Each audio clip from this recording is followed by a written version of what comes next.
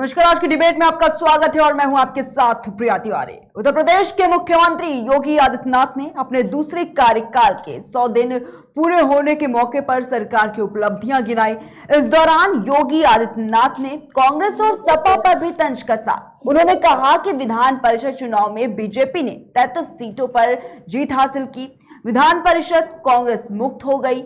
इसके अलावा बीजेपी ने आजमगढ़ और रामपुर लोकसभा उपचुनाव में जीत हासिल की। वहीं सपा अध्यक्ष अखिलेश यादव ने तंज कसते हुए कहा कि योगी सरकार के 100 दिनों में सत्ता के दुरुपयोग से लोकतंत्र और कमजोर हुआ है। मुख्यमंत्री ने जिन उपलब्धियों को बताया है वे सब झूठ का पुलिंदा और भाजपा की फरेबी राजनीति का हिस्सा है। जनता इसकी सच्चाई समझ चुकी है। भाजपा सरकार विद्वेष की भावना से सपा और अन्य विपक्षी दलों के नेताओं और कार्यकर्ताओं का लगातार उत्पीड़न कर रही है। और आज इसी पर चर्चा करने के लिए हमारे साथ पैनल पर खास गेस्ट मौजूद है। हम आपको उनसे परिचय करवा देते हैं। हमारे साथ बीजेपी से अंकित जुड़े हुए हैं, साथ ही साथ समाजवादी पार्टी से तारिक खान जी हमारे साथ जुड़े हुए हैं और कांग्रेस से आशिफ अली जी हमारे साथ इस खास डिबेट में जुड़े हुए हैं। सबसे पहले भाजपा के पास मैं जाना चाहूंगी। अंकित जी, आपको आवाज मिल पा रही है मेरी?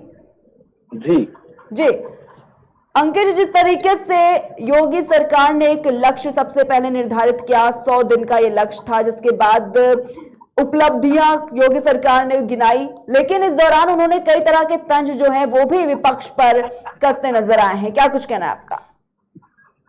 देखिए, भारतीय जनता पार्टी की जो सरकार ये योगी जी की है, ये पूरी तरीके से आम जनमानस की सेवा के लिए समर्पित है। ये सरकार सेवा, सुरक्षा और सुशासन के लिए लगातार कार्य कर रही है।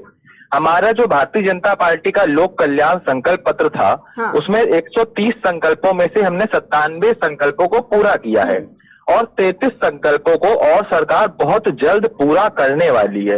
हमने जो भी कहा है वो सब कुछ किया है और हमारी सरकार, हमारे एक एक नेता, हमारे एक एक कार्यकर्ता आम जनता के लिए, हित के लिए लगातार लगे हुए हैं। लगातार जाने कितनी ऐसी योजनाएं हैं जिनके माध्यम से आम जनता को लगातार राहत देने का कार्य किया जा रहा हो, चाहे वो गरीब कल्याण योजना हो, किसान कल्याण हो, चाहे प्रदेश की कानून व्यवस्था हो, चाहे स्वास्थ्य एवं चिकित्सा की सुविधाएं हो, शिक्षा का क्षेत्र हो, निवेश का क्षेत्र हो, रोजगार का क्षेत्र हो, विद्युत का क्षेत्र हो, ग्राम विकास का क्षेत्र हो, जलापूर्ति का क्षेत्र हो, विभिन्न मुद्दों पर हमारी सरकार लगातार कार्य कर रही है और जो कुछ हमने कहा है वो सब कुछ हम कर रहे हैं। ठीक है अंकित जी, जिस तरीके से आप कह रहे हैं कि जिस तरीके से संकल्प पत्र में भी कई तरह की बातों का ऐलान किया गया है, उस पर भी लगातार सरकार काम कर रही है और 100 दिन का लक्ष्य जब निर्धारित किया उस पर भी कई तरह के अच्छे काम हुए। लेकिन अगर बात विपक्ष की करें, विपक्ष के भी कई तरह के बयान जो है वो सामने निकल कर आए। अगर समाजवादी पार्टी का ही जिक्र कर ले यहाँ पर, तो सपा भी लगातार अब सवाल उठा रही है और ये भी कहना है अखिलेश यादव का कि झूठ का पुलिंदा है और ये सब सिर्फ राजनीति है। जी देखिए, विपक्ष के पास तो ना कोई नीति है और उनका ना ही कोई एजेंडा है। इनके जो कुकृत्य हैं उनको पूरे प्रदेश की जनता देख चुकी है, उनको जान चुकी है। ये कुछ अराजक लोगों का एक समूह है जो एन केन प्रकरण सिर्फ सत्ता में आना चाहता था और यूपी की जनता ने इन्हें जिस प्रकार हाशिए पर पटक दिया है उससे ये बौखलाए हुए हैं।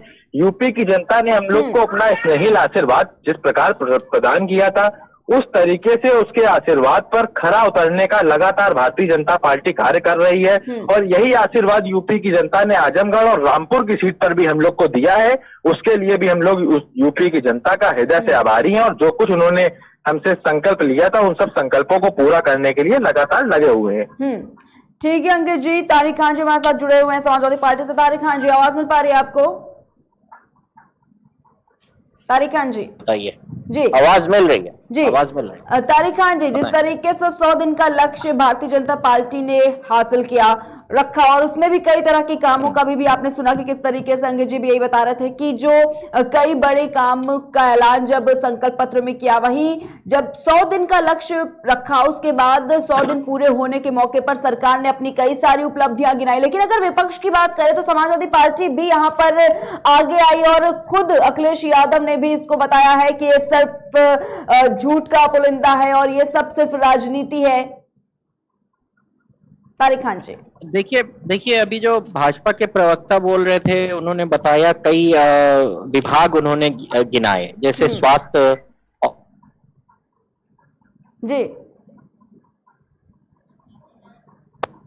के प्रवक्ता हैं, उन्हीं से कुछ सवाल हैं। इन्हीं जैसे योगी जी ने 10 सेक्टर में सारे विभागों को बांटा और उनकी उपलब्धियां वगैरह बताई हैं।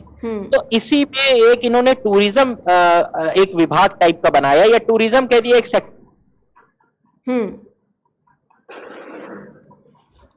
पोर्टल बनाया है। आज इस युग में, इस आईटी के युग में आप 100 दिन में पोर्टल बना के उसका क्रेडिट लोगे, और पोर्टल में है क्या मैम, जानकारी क्या मिलेगी उस पोर्टल से कि यहाँ पर कितने मंदिर हैं और उनके क्या क्या जानकारी है उनके बारे में। बहुत अच्छी बात है, मगर ये तो एक दिन का काम है। इसका काम करने के बाद उसका क्रेडिट लिया जाएगा। उसके बाद इन्होंने एजुकेशन की बात की। मेरे सवाल के जवाब तो नहीं होंगे भाजपा के प्रवक्ता के पास, फिर भी पूछे ले रहा हूं। एजुकेशन डिपार्टमेंट की बात की। एजुकेशन डिपार्टमेंट में इन्होंने उसी वेबसाइट पे, ये सारी जानकारी इनकी सरकारी वेबसाइट पे है, एक पंख नाम से ऑनलाइन काउंसलिंग के लिए बच्चों के पोर्टल बनाया है। जब मैंने सर्च किया पंख, आप भी सर्च करिएगा बाद में, तो पंख नाम का अभी तक कोई पोर्टल आया ही नहीं है इंटरनेट पे। भाई मुझे पंख सर्च करूं मैं तो आ जाना चाहिए, तो पंख नाम से इन्होंने तो कह दिया कि पोर्टल बन गया, मगर अभी तक वो पोर्टल इंटरनेट पे अवेलेबल नहीं है। क्यों नहीं अवेलेबल है, इसकी जानकारी यही दे सकते हैं। विद्युत विभाग की भी बात की इन्होंने मैम। विद्युत विभाग की तो बात मतलब इतनी अच्छी है, हमारी रिक्वायरमेंट जो है वो तकरीबन 25 से 30 हजार मेगावाट बिजली की है। जो हम बनाते हैं मैम वो 12,000 मेगावाट बनाते हैं। बाकी हम महंगी दरों पर जो केंद्र की बनाने वाली कंपनियां हैं उनसे खरीदते हैं। जो ये ग्राउंड ब्रेकिंग सेरेमनी हुई 50 लाख 1000 करोड़ और इतने 1000 करोड़, इसमें ये कतई नहीं बताया गया कि कितने पावर पॉइंट बनेंगे, ताकि उत्तर प्रदेश जैसा बड़ा स्टेट जहां पर पूरी पॉपुलेशन का हम देख ले तो 17-18% भारत की पॉपुलेशन यहीं पे रहती है, वहां की इलेक्ट्रिसिटी खरीदनी पड़ रही है। ये समस्या कब दूर होगी? फिर उसके बाद अभी नया मामला, वो तो सभी लोग जानते हैं कि स्वास्थ्य विभाग में ट्रांसफर कर दिए जाते हैं और मंत्री जी को खुद नहीं पता है कि वो ट्रांसफर क्यों किए गए। मंत्री जी उस पर आके नाराज भी काफी हुए। जो हमारे डिप्टी सीएम है वो नाराज भी बहुत हुए लौटकर कि ऐसा क्यों हो रहा है। तो मैं ये कहता हूं, इस तरीके से एक सवाल नहीं है, इनसे दसियों सवाल हैं। जैसे इन्होंने एक उसी में एक home department, home guard department बनाया। ये विभाजन स्वयं मुख्यमंत्री जी ने किया है, मैंने नहीं किया है। उसमें इन्होंने क्या काम किया है, इन्होंने अब कहा है कि 5000 भर्तियां पुलिस के लिए निकालेंगे। इनकी भर्तियां कैसी होती हैं किसी को बताने की जरूरत नहीं है। भर्ती आती है, फिर पेपर लीक होगा, फिर पता नहीं क्या क्या होगा। और क्या किया पुलिस के लिए इन्होंने काम में, कमिश्नरेट बना दिया लखनऊ और नोएडा को। चलिए अच्छी बात है, उससे हमें ऐतराज नहीं है। लेकिन मैं पुलिस विभाग के जो लोग हैं, जो पुलिस के हमारे सारा स्टाफ है, वो बड़ी ही विपरीत स्थितियों में मैम काम करते हैं। गर्मी है, दिक्कतें हैं। उनके लिए अखिलेश यादव साहब ने 3200 बुलेरो और इनोवा खरीदी थी डायल 100 के नाम से। उसकी आज ये स्थिति है मैम कि वो गाड़ी किसी तरीके से चल रही है और कुछ दिन बाद वो कबाड़ में बिकेगी। उनकी मेंटेनेंस का बिल्कुल ख्याल नहीं रखा गया, और जहां तक गाड़ी की मेंटेनेंस का ख्याल नहीं रखा गया, तो साथ ही साथ उन पुलिस वालों की भी मेंटेनेंस का ख्याल नहीं रखा गया जो दिन रात हमारी सुरक्षा में सड़कों पे। कितना ध्यान दिया उनके ऊपर आपने, वो भी दिख रहा है, जीरो है। अच्छा, उसके बाद जो हमारी जरूरत है, अभी स्वास्थ्य विभाग की भी बात हुई, जो हमारी जरूरत है सीएचसी पे डॉक्टरों की, वो मैम डॉक्टर चले जाते हैं वीआरएस लेके। जो बच्चे एमबीबीएस पे भेजे जाते हैं, एमबीबीएस करने के बाद डॉक्टरों पे नियुक्ति होती है, लोक सेवा आयोग भर्ती करता है उसको। उस भर्ती का नाम को दिया जाता है पीएमएस, प्राप्तीय मेडिकल सर्विसेज। मैम सरकार का इस चीज पे ध्यान था, आधे सेकंड में कंप्लीट कर लूंगा। सरकार का इस चीज पे ध्यान था कि वो जो वीआरएस लेके पीएमएस छोड़ छोड़ के लोग जा रहे हैं, तो जब पीएचसी और पीएससी पे डॉक्टर ही नहीं रहेंगे तो मैम इलाज कौन करेगा? उस पे भी इनका जीरो ध्यान है। लेकिन फिर भी हमारे जो डिप्टी सीएम है उन्होंने काफी जगह गए, उन्होंने छापे आपे भी मारे। बिल्कुल तारिक खान जी, लेकिन सुनिए, ठीक है, लेकिन जिस तरीके से अगर स्वास्थ्य सेवाओं की बात करें, स्वास्थ्य में तो बेहतर इंतजाम जो है वो तो खुद ही देखा जा सकता है। अगर यूपी की बात हम कर रहे हैं, देखा गया कि किस तरीके से ब्रजेश पाठक जी ने खुद लोगों से फोन पर भी बातचीत की, जो मरीज के तीमारदार से, उनसे भी खुद पर्सनल फोन कॉल भी किए, इसके बाद हालचाल भी जाना, साथ ही साथ लगातार ये भी देखा गया लेकिन देखा गया ये भी बातें सामने निकल के आई, अगर दवाइयों की कमी है किसी अस्पताल में उसका भी पर्सनल उन्होंने ये डाटा भी निकाला, कई तरह के रिसर्च भी सामने आए। लेकिन किस तरीके से फिर ये स्वास्थ्य सेवाओं पर सवाल उठा सकते हैं तारिक खान जी, क्योंकि जो है वो तो साफ तौर पर नजर भी आ रहा है। और रही बात अच्छे डॉक्टर्स की, तो उनमें भी लगातार मेंटेनेंस की बात की गई और ये भी सामने आया कि खुद मरीज इस चीज को बताएं। जी मैं जवाब दे लूं। देखिए, मैं कह रहा हूं कि स्वास्थ्य विभाग कहां से चलता है। उत्तर प्रदेश का ज्यादातर हिस्सा ग्रामीण क्षेत्रों में रहता है। जो लोग सीएससी और पीएससी पे दिखाने जाते हैं, वहां की क्या मजबूती है, वहां कितने अच्छे डॉक्टर हम भेज सकते हैं।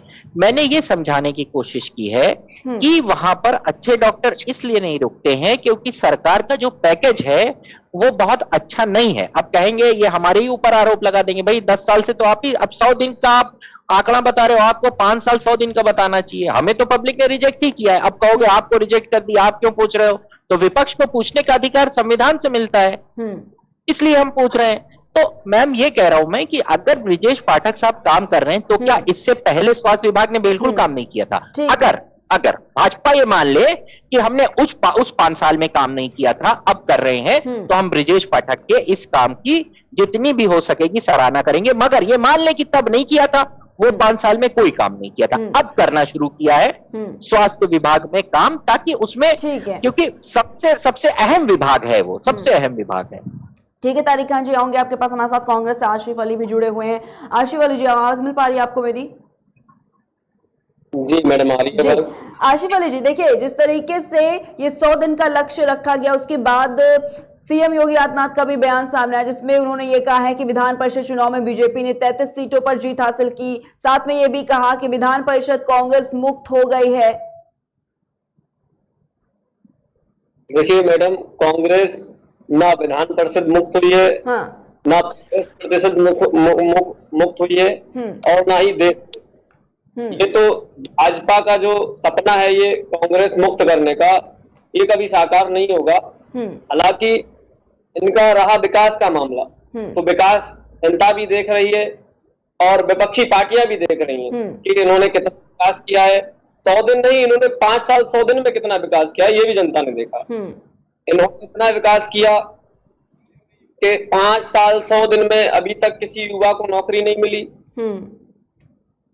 किसी एक विभाग को इन्होंने जन्म दिया हो तो उसका बताएं, कोई नई संस्था इन्होंने बनाई हो तो उसका बताएं, उसको चलाया हो तो बताएं।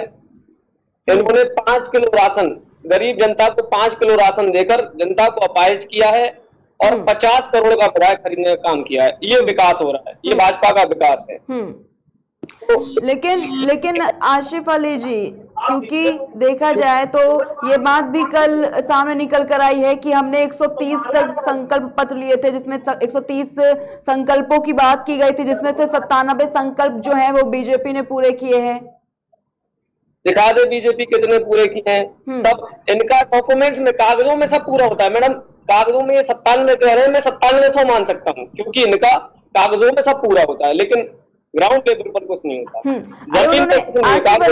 आशिफ अली जी, लेकिन कल प्रेस कॉन्फ्रेंस भी हुई है, हम आपको बता देते हैं कि इसमें यही बात सामने निकल के आई है कि 100 दिन में निवेश की 80,000 से अधिक परियोजनाओं का शिलान्यास हुआ है, 1400 से ज्यादा प्रोजेक्ट कवर होने हुए। साथ में ये भी बताया कि अब जो यूपी है वो डाटा सेंटर बनने का हब बनने जा रहा है। 4 नए सेंटर के जरिए 4000 युवकों को रोजगार दिया गया, क्योंकि जब विपक्ष सवाल उठाता है तो रोजगार कहीं ना कहीं, आशिफ अली जी, देखा जा सकता है कि एक बड़ा मुद्दा होता है। इसके साथ ही साथ कल प्रेस कॉन्फ्रेंस हुई तो ये भी बात सामने निकल के आ गई कि रोजगार तो भी तो दिए गए हैं यूपी में, अब रोजगार भी तो आ गए हैं। कितने रोजगार की बात की गई है वो भी बता देते हैं।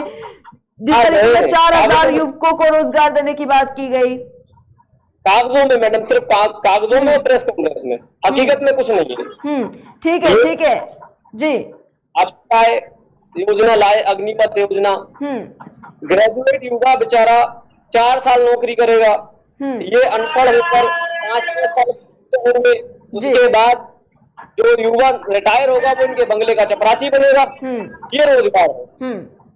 तो डाले, अब से लेकर 5 साल पहले जो 50-45 रुपए हुआ करती थी वो 150 पार कर गई। ये विकास है भाजपा का। रसोई गैस जिसकी कीमत 350 रुपए हुआ करती थी कांग्रेस शासन में, आज 1000 रुपए है। तो इसी को विकास कहती है भाजपा? क्या यही विकास है? बस एक समुदाय को टारगेट बनाकर उसको लाठी डंडों बरसाया जाता है, उनके घरों पर बुलडोजर चलाया जाता है और देश को नफरत की आग में झोंका जा रहा है। क्या यही विकास है? इसी को विकास कहते हैं भाजपा की नजर में। मुझे लगता है आशिफ अली जी, ये जो विकास के सवाल आप लगातार उठा रहे हैं, इसको जवाब देने के लिए अंकित हमारे साथ बीजेपी से जुड़े हुए हैं। अंकित जी, आप भी सुन रहे हैं कि किस तरीके से अभी आशिफ अली जी बात कह रहे हैं कि ये सब जो विकास की बातें हैं ये सब सिर्फ अभी तक कागजों में ही सीमित है। 4000 युवकों को नौकरी देने की बात की गई, लेकिन ये अभी स्पष्ट नहीं है, ये कागजों में सीमित होने की बात कही जा रही है। अंकित जी देखिए, इनको जो कांग्रेस पार्टी के प्रवक्ता बैठे हैं, पहली बात तो कांग्रेस के पार्टी के प्रवक्ता को नमन है कि आज के जमाने में कांग्रेस पार्टी का पक्ष रखना वाकई एक बहुत मुश्किल काम है। और ये कांग्रेस पार्टी का पक्ष रख रहे हैं तो इनको नमन तो पहले वैसे भी है। कांग्रेसियों को मोदी योगी फोबिया हो गया है, इनको कोई भी अच्छा कार्य नजर नहीं आता है, सिर्फ और सिर्फ ये परिवारवाद के चक्कर में फंसे हुए हैं और उस परिवारवाद से ये आगे नहीं निकल पा रहे हैं। यूपी की जनता ने 2017 से 22 तक उत्तर प्रदेश में भारतीय जनता पार्टी के कार्य को देखा और इसी के लिए 2022 में प्रचंड बहुमत के साथ अपना स्नेहिल आशीर्वाद प्रदान किया। और उसी यूपी की जनता के दुख दर्द को दूर करने के लिए लगातार हम लोग कार्य कर रहे हैं। 10,000 पुलिस भर्ती का निर्धारित लक्ष्य समय से पहले ही पूर्ण किया गया है। वाकई आपने बहुत विकास किया। 2017 से लेके 22 तक सरकार रही, फिर 22 में भी जनता ने आपने ये कहा कि सरकार बनाई, लेकिन इससे पहले आज तक चुनाव हुए, देश जब से आजाद हुआ है तब से अब तक चुनाव हुए हैं, लेकिन जब से भाजपा की सरकार बनी है तभी से ईवीएम में घोटाला क्यों, तभी से ईवीएम चोरी क्यों? अरे महोदय, ये ईवीएम वाला जुमला बहुत पुराना हो चुका है, जनता समझ चुकी है। ये ईवीएम वाले जुमले से बाहर निकलिए, ये ईवीएम वाला जुमला आपका बहुत पुराना हो चुका है। ठीक है, समझ चुकी है भाजपा की। ठीक है, आशिफ अली जी, ठीक है, ईवीएम वाला जुमला छोड़िए अब। ठीक है अंकित जी, आशिफ अली जी, तारिक खान जी, ठीक है तारिक खान जी, ये जो बातें सामने निकल के आ रही हैं, जो रोजगार की बातें कही जाती है, क्योंकि जब भी सवाल उठते हैं विपक्ष लगातार रोजगार पर भी अटैक करते हुए नजर आती है। अब भी रोजगार पर सवाल उठे, भाई आपको ये भी बताना देना चाहेंगे कि कल जिस तरीके से सीएम योगी आदित्यनाथ ने प्रेस कॉन्फ्रेंस की, उसमें भी ये बात उन्होंने कही है कि प्रदेश में बेरोजगारी की दर में गिरावट आई है, 10,000 सरकारी नौकरियां दी गई हैं, निवेश से 5 लाख प्रत्यक्ष और 20 लाख अप्रत्यक्ष रोजगार के अवसर मिले हैं। इसके साथ उन्होंने ये भी कहा कि 1.90 लाख रोजगार के लिए 16,000 करोड़ के यहाँ पर लोन भी सरकार ने दिए हैं। फिर आखिर किस तरीके से विपक्ष सवाल उठा रहा है, फिर किस तरीके से बात सामने निकल के आप लोग कह रहे हैं कि ये जो 100 दिन का लक्ष्य रखा गया ये सब सिर्फ राजनीति है, किसी तरह की कोई सफलता यहां पर मिलती हुई नजर नहीं आई है। लेकिन प्रेस कॉन्फ्रेंस में तो उन्होंने गिना दी ये चीजें। तारिक खान जी, इनका हाथी के दांत कुछ खाने के और होते हैं, दिखाने के और होते हैं, वही भाजपा का काम है। भाजपा करती कुछ है, दिखाती कुछ है। ग्राउंड लेवल पर भाजपा आज भी जीरो थी, कल भी जीरो थी और रहेगी, क्योंकि भाजपा काम नहीं कर रही है। सिर्फ जनता का खून पसीना चूसने का काम भाजपा कर रही है और उसी ग्राउंड लेवल पे समाजवादी पार्टी पहले भी दंगों के लिए, अराजकता के लिए जानी जाती थी और आज भी जानी जाती है और कल भी जानी जाती रहेगी। ठीक है, लेकिन तारिक खान जी, अब कहीं ना कहीं अखिलेश यादव ने भी सवाल उठाए, यूपी में कानून व्यवस्था को लेकर भी उन्होंने सवाल उठा दिया। लेकिन दूसरी तरफ अगर सरकार की बात करें, वो तो यही बात कहती है कि लगातार आपने भी देखा कि कानून पर बात कही जाती है और देखा जा सकता है कि जब भी कोई अपराधी होता है, अपराध करता है, उसको बुलडोजर का डर सताने लगता है। लेकिन दूसरी तरफ अब कानून पर भी सवाल उठने लगे हैं। तारिक खान जी, उस व्यवस्था तो मैडम ध्वस्त कर रखी है उन्होंने, धज्जी उड़ा दिए, कानून की मजाक बना रखा है भाजपा ने। क्या बात एंकर महोदय, कानून व्यवस्था को यूपी की जनता ने 2017 के पहले भी देखा था कि किस प्रकार से उत्तर प्रदेश में परिवारवाद, जातिवाद, भ्रष्टाचारवाद के चलते यूपी की जनता को, यूपी को दंगों में झोंक दिया जाता था। इनके जो राष्ट्रीय अध्यक्ष हैं अखिलेश यादव जी, उनके जो लाडले हिस्ट्री सीटर हुआ करते थे, किस प्रकार वो यूपी की जनता को डराते थे, धमकाते थे और थाने चलाते थे। आज यूपी की जनता में सुख चैन का माहौल है। यूपी की जनता ही कहती थी कि जिस गाड़ी में सपा का झंडा समझो उस पर बैठा गुंडा। ये हम नहीं कह रहे, ये यूपी की आम जनता कहती थी। तो उसके बाद क्यों लगातार सवाल उठाए जाते हैं? यही तो सवाल है अंकित जी, आप भी सुन रहे हैं लगातार कि कहीं ना कहीं अब कानून को लेकर भी यूपी में, क्योंकि जब कहीं पर भी अपराध होता है लगातार यही कहा जाता है कि सीएम योगी आदित्यनाथ कहीं ना कहीं एक बुलडोजर के नाम पर उनकी छवि नजर आई, और यह भी कहा गया कि जब अपराध होता है, अपराधी होते हैं, उनके घरों पर बुलडोजर चला दिया जाता है। उसके बाद ये भी अब कहा जा रहा है, विपक्ष ये भी कह रहा है कि कानून नहीं है, कार्रवाई नहीं होती है। कानून व्यवस्था में योगी सरकार लगातार जीरो टॉलरेंस के साथ कानून व्यवस्था पर करारा प्रहार करने का कार्य कर रही है। बीते 100 दिनों में कानून व्यवस्था को तोड़ने वालों पर बुलडोजर की कार्रवाई हुई है। और यही नहीं, जो भी भ्रष्ट लापरवाह अधिकारी थे उनको पहली बार नए तेवर के साथ निलंबित कर निशाने पर लेने का काम योगी सरकार के द्वारा किया गया है। ठीक है तारिक खान जी, कल जिस तरीके से कॉन्फ्रेंस हुई उसमें इस बात का भी जिक्र किया गया, ग्राउंड ब्रेकिंग सेरेमनी को भी एक बड़ी उपलब्धि बनाकर कल सामने लाया गया है, क्योंकि अर्थव्यवस्था को जिस तरीके से टारगेट किया जा रहा था उस पर भी अब कहीं ना कहीं जो ग्राउंड ब्रेकिंग सेरेमनी है इसको भी कल सामने लाया गया है। तारिक खान जी, आवाज मिल पा रही है आपको? ठीक है, तारिक खान जी तक आवाज नहीं पहुंच पा रही। आशिफ अली जी, आवाज मिल पा रही है?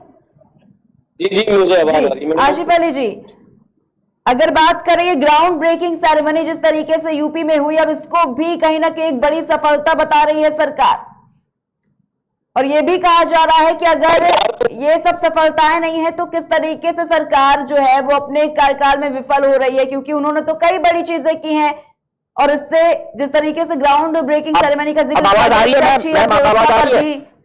मैडम सरकार ने बहुत बड़ी बड़ी चीजें की हैं। हाँ। और सामने भी है जनता के कि सरकार ने क्या किया है।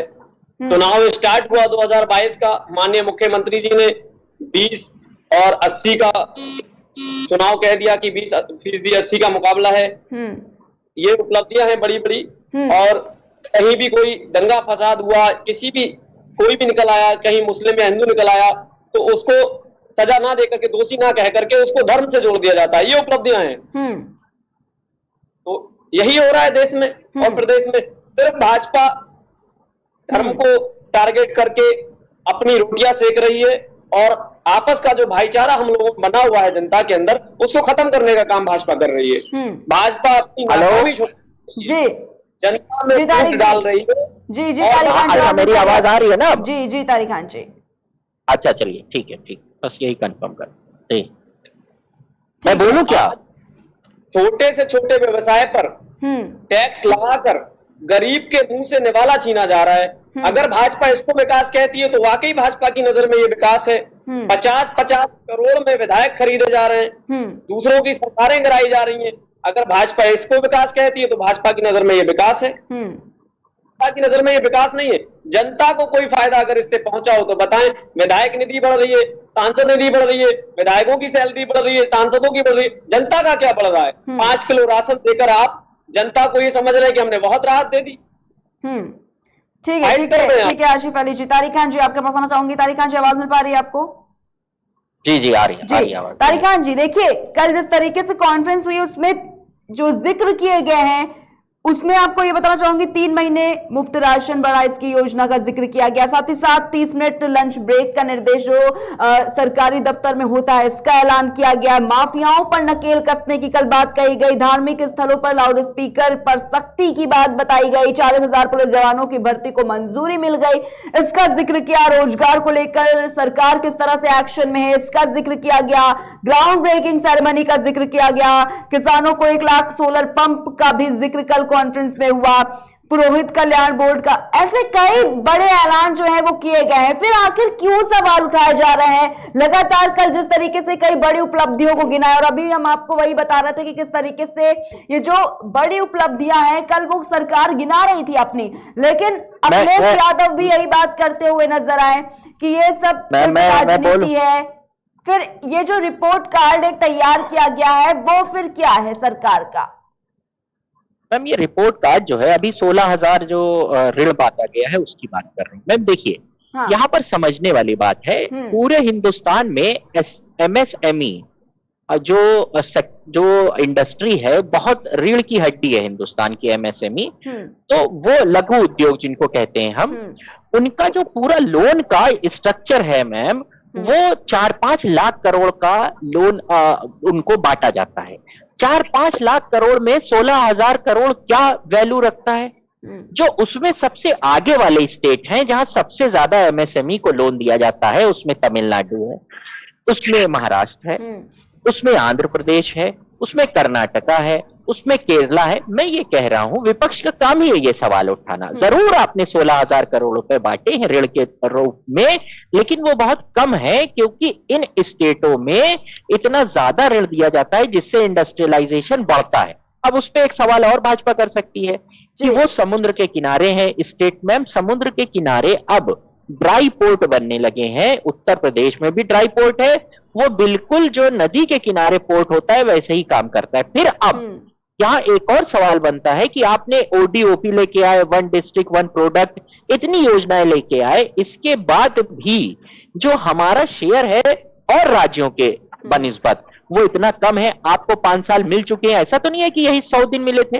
अब 100 दिन ऐसे दिखा रहे हैं कि वो 5 साल मिटा दिए आपने रबर से, अब कह रहे हैं अब नई शुरुआत। अरे भाई ये आपका क्यूमुलेटिव है, जुड़ा हुआ है, जिसको कहते हैं पीछे से हम जोड़ के लाते हैं, वो भी दिन आप ही के जुड़े हुए हैं, हम तो रिजेक्टेड लोग हैं। तो वो हजारों दिन जो पूरे 5 साल हो गए वो 1000 में बनेंगे, क्योंकि 365 मल्टीप्लाइड बाई 5 प्लस ये 100, इसका आपको हिसाब देना है। आप 16,000 करोड़ की बात करेंगे, एक एक चीज 16,000। ग्राउंड ब्रेकिंग सेरेमनी की आपने बात की, ठीक है, इन्वेस्टमेंट हुआ है, लेकिन उसके अंदर दिक्कत क्या है मैम? जो अडानी इनके सबसे विश्वास पात्र हैं, उन्होंने अभी 30,000 करोड़ का इन्वेस्टमेंट आंध्र प्रदेश में कर दिया। उनका कमिटमेंट करीबन 40 से 50,000 करोड़ का था, जिसमें अभी चवन्नी उत्तर प्रदेश में नहीं लगाई गई है।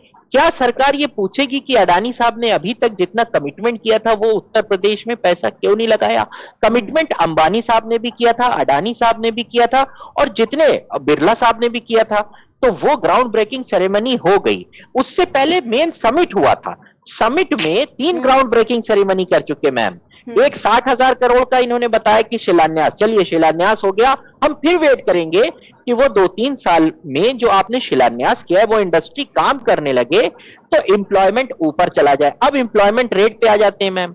एम्प्लॉयमेंट रेट लेबर पार्टिसिपेशन पे निर्भर करता है।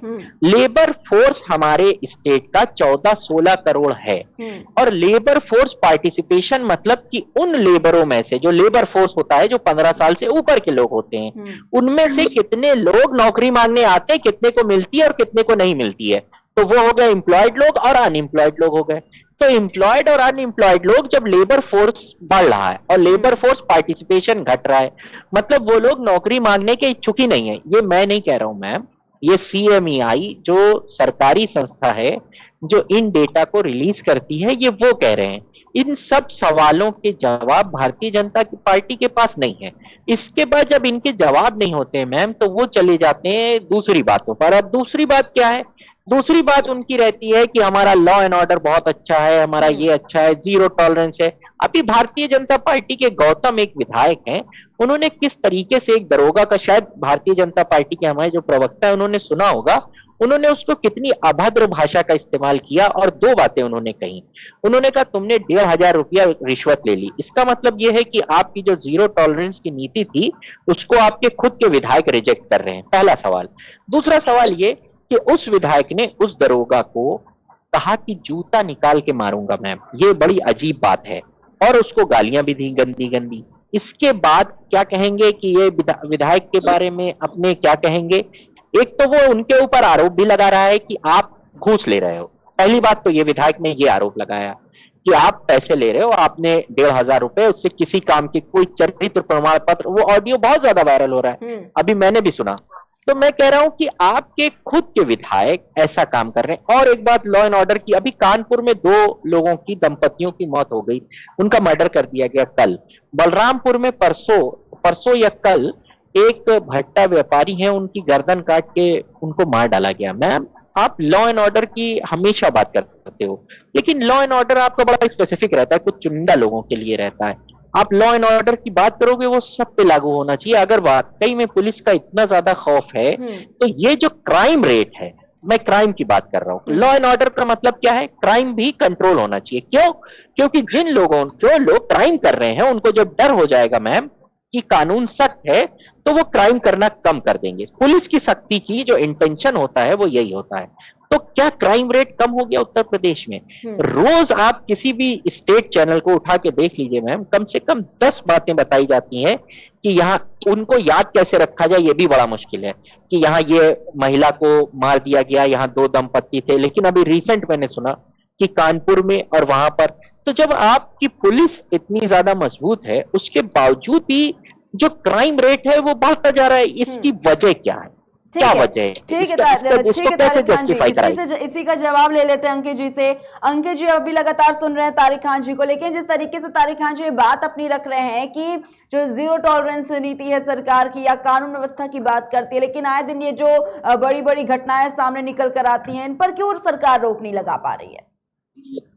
देखिए, जो भी ये कुछ घटनाएं हुई हैं उन पर सरकार और माननीय योगी जी लगातार उन पर कार्रवाई करने का कार्य कर रहे हैं।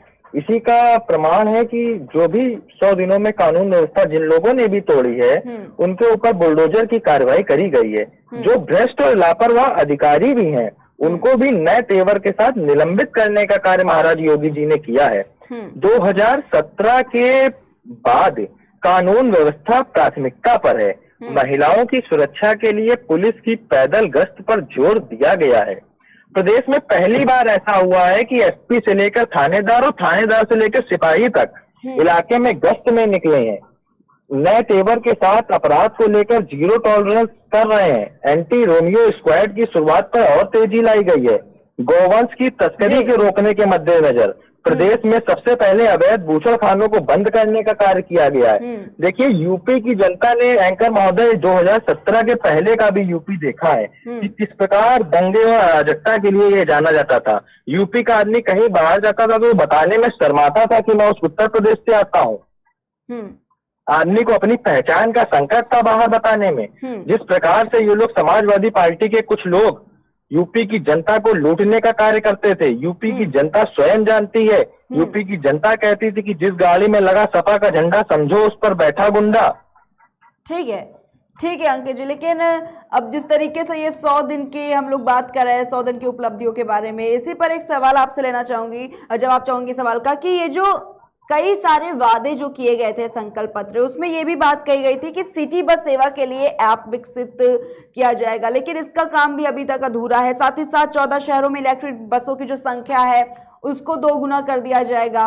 कुछ काम अभी भी सरकार के ऐसे हैं जो अधूरे पड़े हुए हैं, इन पर कब तक काम होगा? इन पर क्यों सरकार अभी तक काम नहीं कर पाई? देखिए, संकल्प पत्र को लगातार पूरा करने का हम लोग कार्य कर रहे हैं और जो भी बचे हुए संकल्प हैं बहुत जल्द सरकार उन सबको पूरा करेगी। ठीक है अंकित जी। आशिफ अली हमारे साथ जुड़े। आशिफ अली जी, आपके पास आना चाहूंगी। जो कांग्रेस की अगर बात करें, कांग्रेस ये बात कहते हुए सामने कल आई है जिसमें ये कहा गया कि सरकार का असल हाल 100 दिन चले अढ़ाई कोस जैसा है।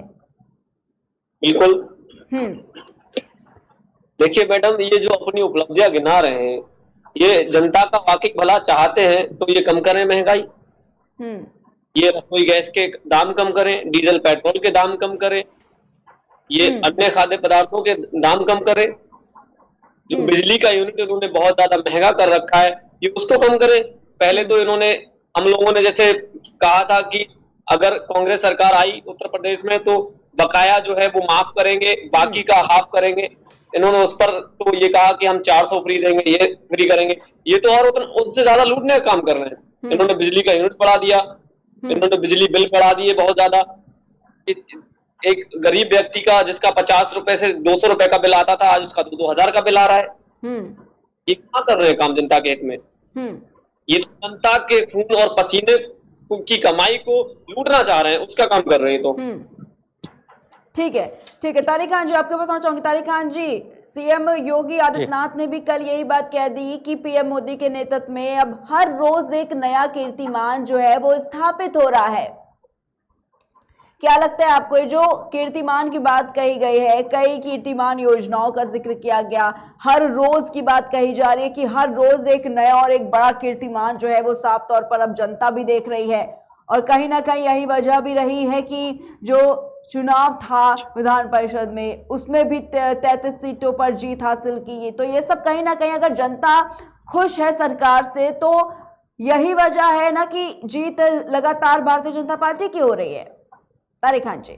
बिल्कुल मैम, बिल्कुल जीत भारतीय जनता पार्टी की हो रही है मैम। ये 2 सीटों पर जीतते थे एक वक्त में मैम। देखिए, जनता का एक्सेप्टेंस किसके लिए है उस पर क्वेश्चन बिल्कुल नहीं है। भाजपा को जनता वोट दे रही है, उसके लिए मुबारकबाद उनको। मैंने हमेशा उनको मुबारकबाद दी कि मैंडेट आपके लिए है, मैंडेट हमारे लिए नहीं है, हमारे लिए विपक्ष में बैठना मैंडेट है। लेकिन जिस तरीके से भारतीय जनता पार्टी के लोग बात करते हैं, जैसे योगी जी कहते हैं कि हर रोज नया कीर्तिमान बनता जा रहा है। अब मैम, कीर्तिमान कहां से बनता जा रहा है? जब आप एक एक ऐप बना के उसको अपनी योजनाओं में लिखेंगे, उसका क्रेडिट लेने की। मैम, एक ऐप बनाना कौन सी आज के इस डिजिटल युग में, जहां हम आप बैठकर, कभी आज से 15 साल पहले मैम ये सोचा नहीं गया था कि लोग वीडियो कॉन्फ्रेंसिंग से बात करेंगे और दूर दूर से अपने आप से संवाद करेंगे। तो मैम, आज इस डिजिटल युग में जिसको कहा जाता है कि एक तरीके से ये ट्रांसफॉर्मेशन है, उस युग में आप एक ऐप बनाने का क्रेडिट लेंगे, उसके बाद आप 100 दिन की अपनी, मुझे नहीं लगता कि 100 दिन कम है, इनको ये प्रोग्राम और आगे चल के करना चाहिए जब कम से कम हर विभागों में कुछ काम हो जाता। अभी 100 दिन में मैं बहुत ज्यादा इनको नंबर देने लगूं तो वो भी जायज नहीं होगा कि मैं 100 दिन में इनको रेट करने लगूं कि इन्होंने ये काम किया वो काम किया। हाँ, संकल्प पत्र में मैम इनके एक बात और थी कि गन्ना किसान जो है उनको 14 दिन में भुगतान दे देंगे। मेरठ, मुजफ्फरनगर और ऐसे कई डिस्ट्रिक्ट हैं वेस्टर्न यूपी पे जहां पर धरने पे बैठे किसान की 14 दिन नहीं 24 दिन हो गए, अभी तक पेमेंट नहीं आया। ये संकल्प पत्र की बात है, संकल्प पत्र में ही इन्होंने लिखा था, वो पूरा नहीं हुआ है, उसका भी स्पष्ट। हाँ, ये जरूर कहते हैं कि हमने 5 साल में 1,72,000 करोड़ रुपए पेमेंट करा दिया। अभी आपने कितना पेमेंट कराया उससे नहीं मतलब है, अभी भी किसानों का पैसा बाकी है। आपने कमिट किया था कि 14 दिन में देंगे, वो नहीं दे पा रहे हैं। वजह तो कम से कम बतानी चाहिए कि क्यों नहीं दे पा रहे हैं। हम इन वजहों से या क्योंकि अपने पास से तो गवर्नमेंट को देना नहीं है, वो तो चीनी मिल से कहते हैं कि आप जल्द से जल्द पेमेंट करिए। तो वो चीज सरकार क्यों नहीं करवा पा रही है? जब उसने अपने संकल्प पत्र में ही इस चीज का वादा किया था तो उसको भी स्पष्ट करना चाहिए। अब रोज आप कीर्तिमान बनाते जा रहे हैं नए नए, ठीक है, आप बनाइए, कुछ अच्छा करेंगे, कुछ ऐसा आएगा जो जनहित में होगा तो उसकी तारीफ भी की जाएगी। लेकिन अभी फिलहाल जो ये 100 दिन का रिपोर्ट कार्ड पेश कर रहे हैं, इस 100 दिन के रिपोर्ट कार्ड में आपने 10,000 एम्प्लॉयमेंट की बात की मैम। 25 करोड़ जनता पे 10,000 का एम्प्लॉयमेंट परसेंटेज में निकालेंगे मैम तो उससे पहले कम से कम 15 जीरो लगाने पड़ेंगे कोई डिजिट लिखने के लिए, 0.0000000। तो मैम कम से कम आप पूरा अपने 5 साल और 100 दिन में बताइए कि कितने आपने एम्प्लॉयमेंट जनरेट किए हैं। ठीक है तारिक खान जी, लेकिन अगर बात करें योगी सरकार के जो मंत्री हैं, ये भी कहा गया कि पूरी तरीके से उन्होंने काम किया है, और ये भी बताना चाहेंगे कि सरकार जनता के द्वारा अभियान सफल रहा, क्योंकि 18 मंत्रियों ने, इसका भी जिक्र किया है सीएम योगी आदित्यनाथ ने कि 18 मंत्रियों ने हर कलेक्ट्रेट में 72 घंटे तक शिविर लगाए हैं। ये भी कहा जनता चौपाल आयोजन किया गया, विकास कार्यों का आयोजन किया इनके गया। मंत्री गए थे गेस्ट हाउस में मैम, मैं बता रहा हूँ आपको, हमारे डिस्ट्रिक्ट में भी आए थे, गेस्ट हाउस में गए। आप कितनी फोटो, क्यों नहीं उन्होंने, मैंने ये बात पहले भी कही थी शायद किसी और चैनल पे, कि आपके मंत्री जहां जहां जा रहे हैं जनता से संवाद कर रहे हैं, आप क्यों नहीं यूपी गवर्नमेंट का जो ऑफिशियल पोर्टल है या उस विभाग का जो पोर्टल है उस पे क्यों नहीं अपलोड कर रहे हैं कि उन्होंने जनता से क्या संवाद किया। योगी जी ने क्या कहा था, मैं ये भी क्लियर कट बता दूं, उन्होंने ये कहा था कि हमारे मंत्री गांव में जाएंगे, ग्रामीण क्षेत्रों में जाएंगे, जनता से संवाद करेंगे, उसके बाद हम योजना तैयार करेंगे उनके हिसाब से।